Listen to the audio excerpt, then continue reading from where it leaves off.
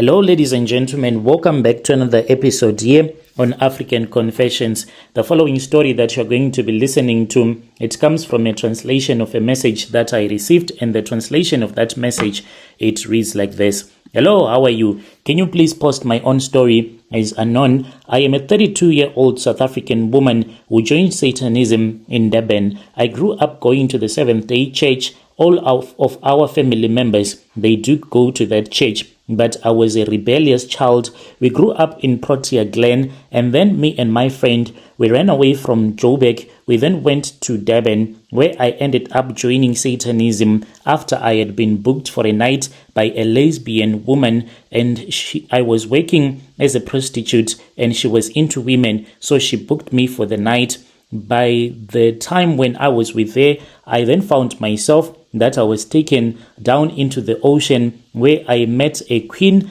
down there, and I was given a task to date men on Facebook, and my mission will only last after 2027. Then I'll be free, and in that year I really want and I hope that I would return back to Joburg to my parents, because my mom, she misses me a lot, and I cannot be with her because those are part of the rituals that I have to perform, not to see my mom. And I hope that with everything that I have done, by the time that I would return back home, Jesus Christ will be able to forgive me. I was born and raised in Protea Glen, Soweto, and my mom and my dad were strict Seventh-day Adventists. My parents, they were devout believers, and we would go to church usually on Saturdays, prayer meetings. We were not allowed to wear your jewelry, no alcohol, no party. That was the life that I was raised in. By the age of 18, I had enough with all of those rules,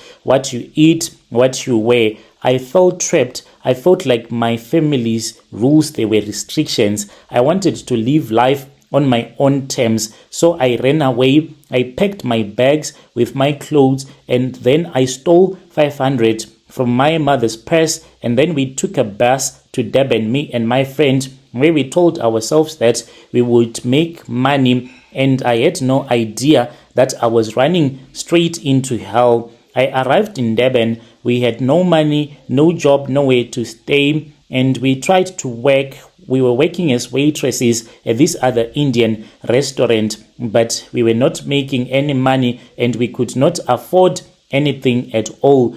And that was when I met this other woman who would regularly book me for the night. She was a lesbian madam who ran a group of, you can call them high-class prostitutes that catered for rich men and your women, some of them that were married to famous people. She told me to forget struggling, and then we can make money. So I worked for that woman as a high-class escort. I slept with businessmen, pastors, even married men, anyone who had money. But my biggest client was the woman whom I'll call Zinhle. She was obsessed with me. She paid me more than anyone else, bought me gifts, and then she convinced me to move in with her. I was not gay, but I loved the money, the lifestyle, and the attention that she gave me. Then one night, she told me that she wanted to take me somewhere special. I had no idea where she wanted to take me to. As long as she will give me money,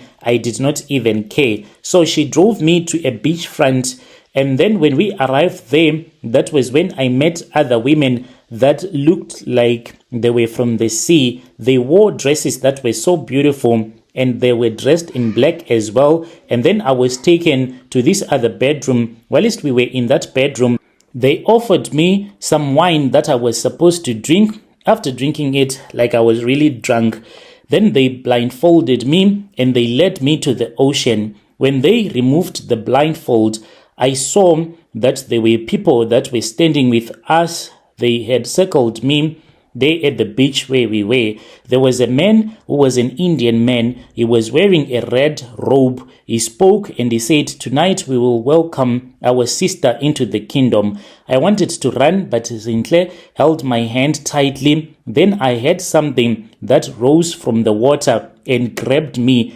After that was when I found myself. I was in the ocean. I had officially become a daughter of the marine kingdom, I saw a beautiful fish that came. This fish told me that it was my spiritual guide.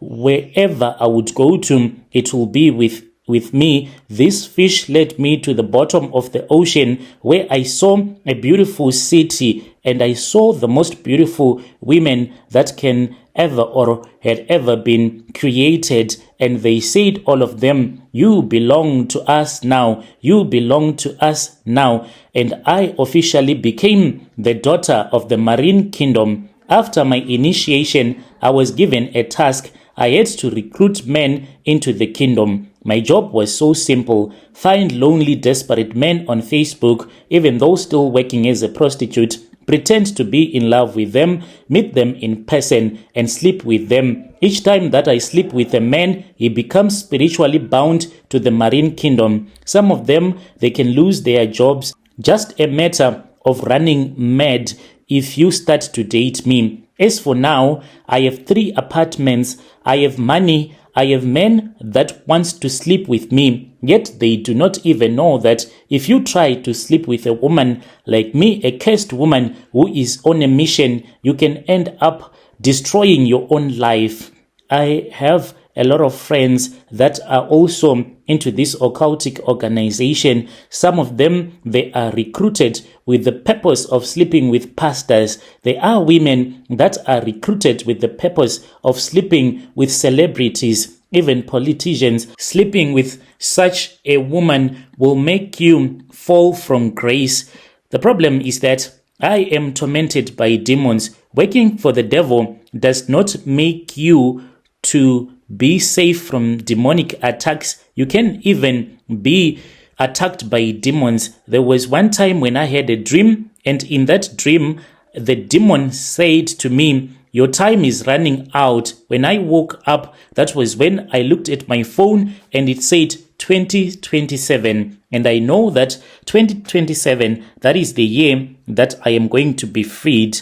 I have been given 12 years in the kingdom. But some other girls have been found dead after they have been released from the kingdom, because the devil, I have heard that the devil will never allow you to return back. In my heart, I know that I made a terrible mistake. I always think about my parents that I left back home, and if they knew the things that I have done, they would cry. I have not stepped inside the church in over 10 years. Lately, I have found myself watching Christian testimonies on YouTube, but I wonder, will God still save me? Can I leave this dark world? Will I be able to be saved? I am scared that the devil is watching me. I regret forever being a rebellious child. If I had never been rebellious, maybe by now I would have been married to my husband, having my own kids. It hurts me sometimes when I snoop around, because now I am even using a ghost account.